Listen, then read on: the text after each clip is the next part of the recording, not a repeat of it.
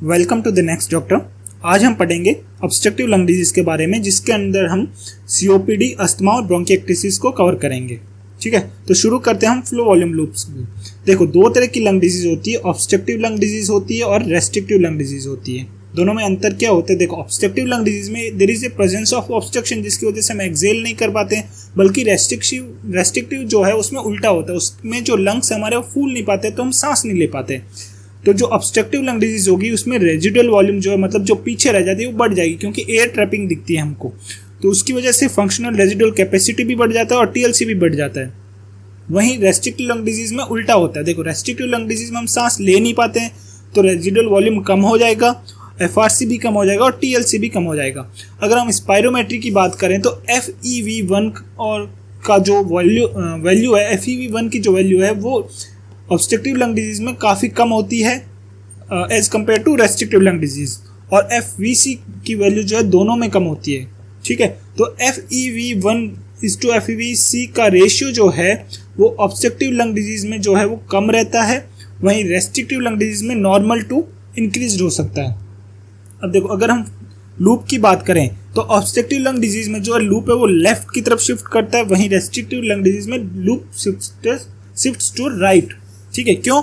क्योंकि देखो, जो ऑब्स्ट्रक्टिव लंग डिजीज है उसमें वॉल्यूम बड़ा होता है। हमने देखा है कि रेजिडुअल वॉल्यूम भी बड़ा होता है, टीएलसी भी बड़ा होता है, टोटल लंग कैपेसिटी भी बड़ा होता है। तो जो ऑब्स्ट्रक्टिव लंग डिजीज है उसमें लेफ्ट साइड शिफ्ट होता है, वहीं जो रेस्ट्रिक्टिव में वॉल्यूम्स कम होती है, इसकी वजह से राइट साइड शिफ्ट दिखता है। ठीक है, आगे हम देखते हैं ऑब्स्ट्रक्टिव लंग डिजीज क्या होता है। देखो, there is an obstruction.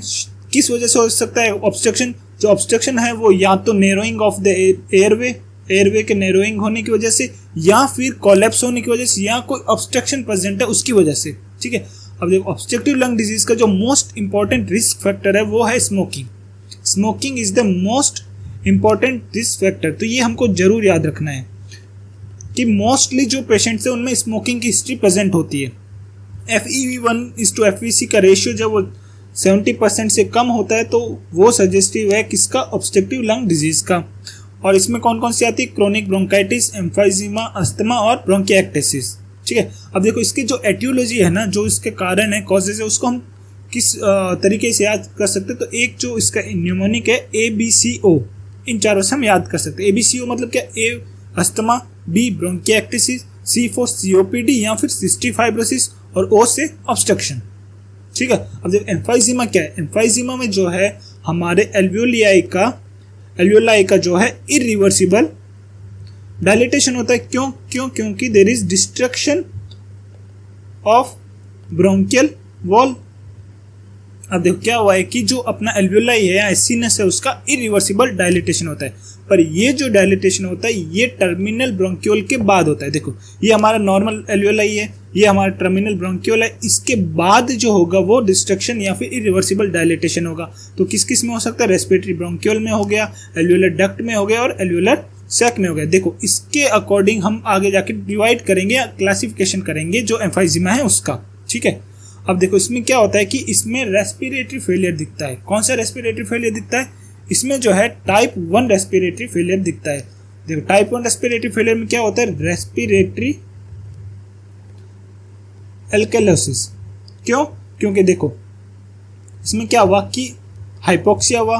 Hypoxia की वजह से जो क्या है, हमारे हाइपर वेंटिलेट करते हैं। क्यों? क्योंकि जो पल्मोनरी बेड है वो वेजोकंस्ट्रिक्ट कर गया हाइपोक्सिया की वजह से।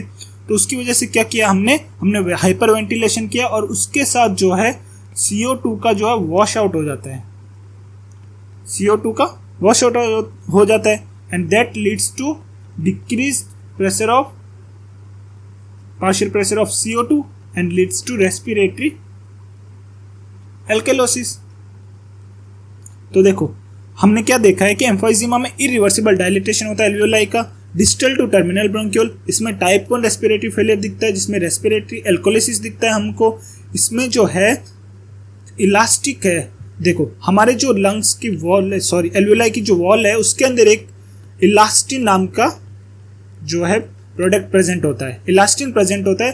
तो ये जो है इलास्टिन, इसका डिस्ट्रक्शन हो जाता है, इलास्टिन का डिस्ट्रक्शन हो जाता है। और इलास्टिन का काम है जो हमारे लंग्स है उसको नॉर्मली वापस लेके आना। देखो अगर लंग फूला है तो इलास्टिन क्या करता है, उसको वापस नॉर्मल शेप में लाता है। अब इलास्टिन का डिस्ट्रक्शन हो गया तो लंग्स जो है वो नॉर्मल शेप में आएंगे नहीं, तो वो क्या होगा, डायलेट हो जाएगा, डायलेटेशन प्रेजेंट होगा। So there is loss of elastic recoiling property of lung.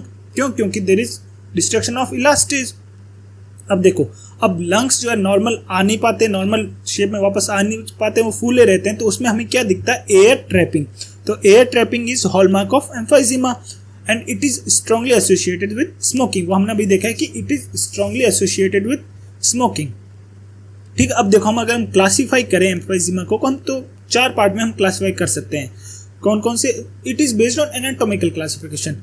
एक हो गया सेंट्री एसिनार, दूसरा हो गया पेन एसिनार, तीसरा डिस्टल एसिनार और इरेगुलर एम्फाइजीमा। देखो सेंट्रल एसिनार क्या है कि it is the most common form of emphysema.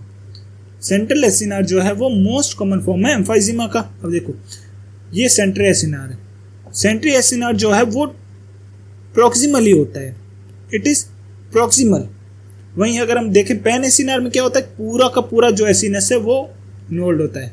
तो पेन मतलब होल एसिनस, पेन एसिनर मतलब पूरा का पूरा एसिनस इन्वॉल्व होता है। और पैरासेप्टल में क्या होता है कि डिस्टल पार्ट जो है वो इन्वॉल्व होता है। पैरासेप्टल में डिस्टल पार्ट जो है इन्वॉल्व होता है। ठीक है, अब देखो इसको हम नाम से याद सकते। सेंट्री मतलब सेंटर में, तो जो रेस्पिरेटरी ब्रोंकियल है वो सेंटर में होते हैं, तो वो इन्वॉल्व होते हैं सेंट्री एसिनार में।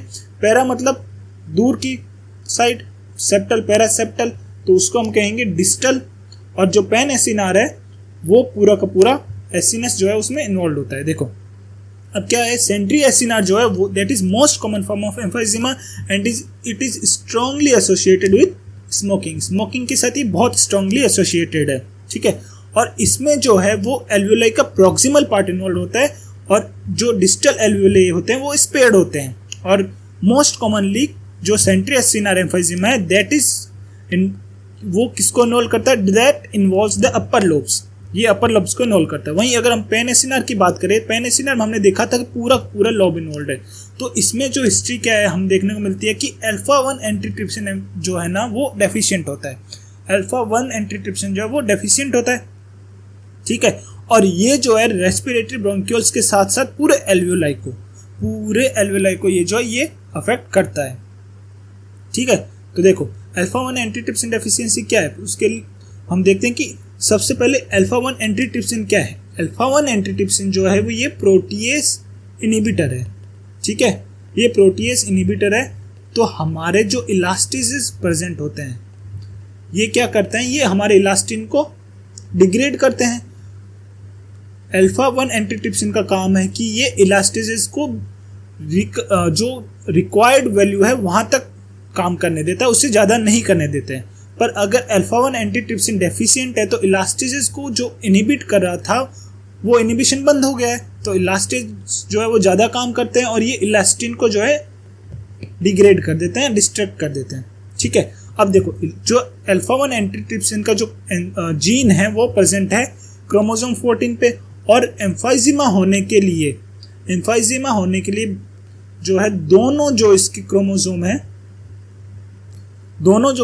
है या दोनों जीन की जो कॉपी है वो इन्वॉल्व होनी चाहिए। ठीक है, और इसकी जो डेफिशिएंसी के साथ हमें लीवर सिरोसिस भी दिखता है। क्यों? क्योंकि देखो जो मिसफोल्डेड एंटीट्रिप्सिन है वो क्या करता है, वो लीवर में एक्यूमुलेट होने लग जाता है।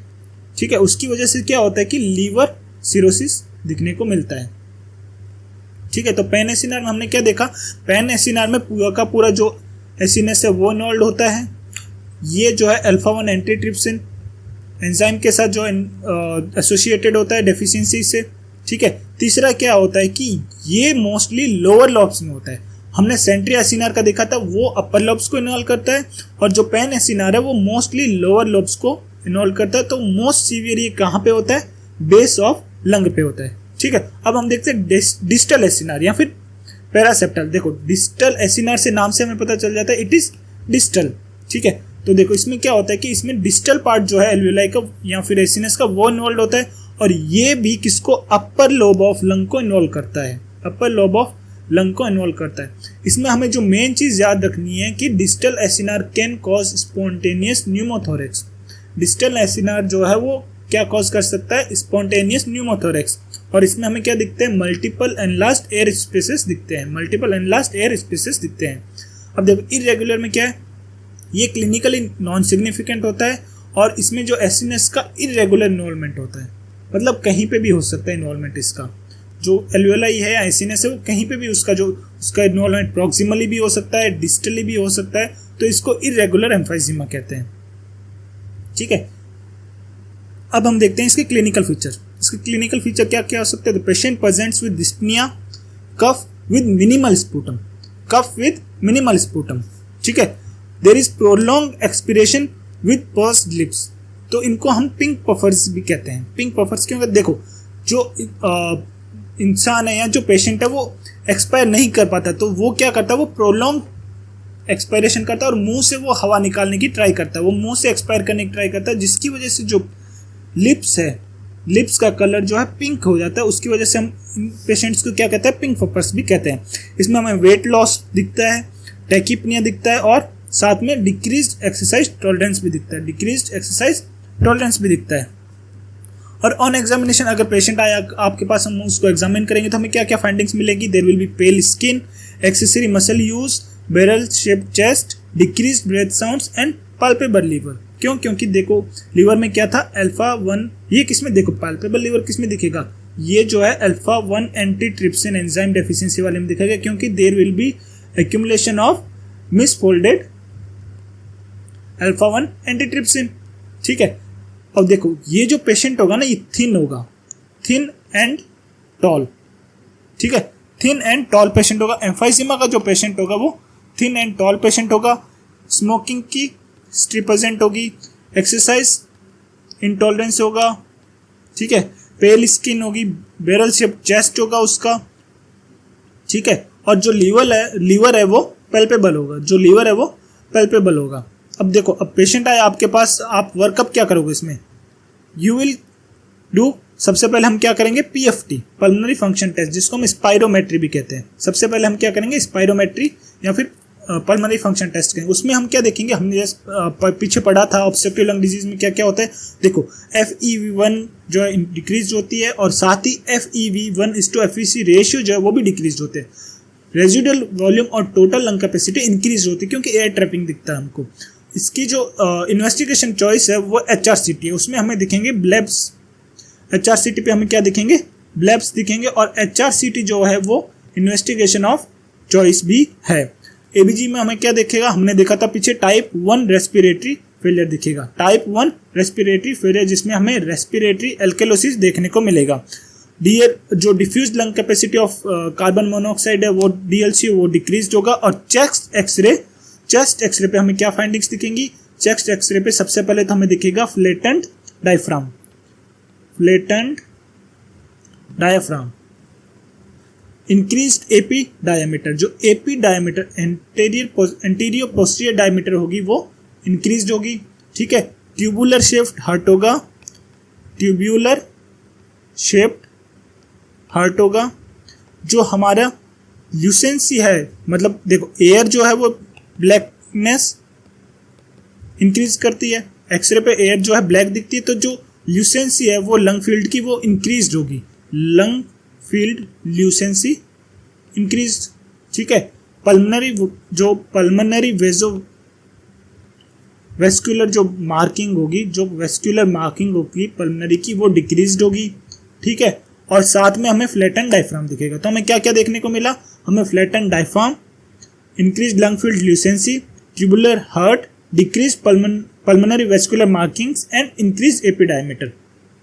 ठीक है, अब हम इसका ट्रीटमेंट क्या करेंगे, देखो ट्रीटमेंट सबसे पहले तो स्मोकिंग इसकी जो है मोस्ट कॉमन कॉज है, तो we will do smoking cessation, मतलब स्मोकिंग से उसको रोकेंगे, और उसके लिए हम देंगे साथ में निकोटिनिक बक्कल स्प्रे या फिर वेरेनिक्लिन, निकोटिनिक बक्कल स्प्रे या फिर वेरेनिक्लिन। ये किसके लिए देते हैं हम, ये स्मोकिंग के लिए देते हैं, स्मोकिंग रोकने के लिए ये हम देते हैं। अब देखो इसमें हम और क्या कर सकते हैं, इसमें हम कर सकते हैं बुलेक्टमी, जो बुल्ले फॉर्म्ड है, देखो ये इरिवर्सिबल है, ये जो डिजीज है ये इरिवर्सिबल है। ठीक है, तो इसमें जो बुल्ले फॉर्मेशन है उसका उनको हम रिमूव करेंगे, जिसको हम कहते हैं bullectomy. Bullectomy with help of video assisted thoracoscopic surgery. And treatment of choice क्या है इसमें, lung transplant. Lung transplant is treatment of choice in emphysema. ठीक है, तो अब हम देखते हैं एक बार इसका, हम देखते हैं कि हमने क्या क्या देखा था इसमें। देखो हमारे पास एक पेशेंट आएगा, उसके अंदर हमें क्या दिखेगा, patient will be tall and thin, tall और थिन पेशेंट होगा, एक्सरसाइज इंटॉलरेंस होगी उसको। ऑन एग्जामिनेशन हमने देखा कि उसको टैकिपनिया है, डिस्पनिया है, उसके जो लंग्स के जो मसल्स है, कौन से मसल, एक्सेसरी मसल्स है वो भी यूज ले रहा है, एक्सेसरी मसल्स जो है वो यूज ले रहा है, बैरल शेप चेस्ट होगा। ठीक है, और लीवर जो है वो पल्पेबल हो सकता है, लीवर जो है वो पल्पेबल हो सकता है। ठीक है, अब इसके अंदर हम क्या करेंगे, पेशेंट आए उसके अंदर हम वर्कअप क्या करेंगे, सबसे पहले हम पीएफटी या स्पायरोमेट्री करते हैं। उसमें हमें क्या देखने को मिलेगा, उसमें FeV1 रेशियो जो है वो कम हो, FeV1 कम होगा, FeV1:FVC रेशियो जो है वो कम होगा, रेजिडुअल वॉल्यूम इंक्रीज होगी और टोटल लंग कैपेसिटी जो है वो इंक्रीज होगी। HRCT में हमें क्या दिखेगा, HRCT में हमको दिखेंगे बुल्ले फॉर्मेशन या ब्लेब्स फॉर्मेशन, ब्लेब फॉर्मेशन। और HRCT जो है वो इन्वेस्टिगेशन ऑफ चॉइस है। ठीक है, ABG में हमें टाइप 1 रेस्पिरेटरी फेलियर दिखेगा, जिसके अंदर रेस्पिरेटरी एल्केलोसिस दिखेगा हमको। Diffuse lung capacity of carbon monoxide decreased होगी। और चेस्ट एक्सरे पे क्या फाइंडिंग दिखेगी हमको, चेस्ट एक्सरे पे हमको सबसे पहले दिखेगा जो है फ्लैटन डायफ्राम। ठीक है, इंक्रीज ल्यूसेंसी, ट्यूबुलर हर्ट। ठीक है, और डिक्रीज पल्मनरी वेस्क्यूलर मार्किंग्स। ठीक है, decrease pulmonary vascular markings. Treatment हमने क्या क्या पढ़ा था इसका, स्मोकिंग सिसेशन, बुलेक्टोमी और लंग ट्रांसप्लांट। Thank you.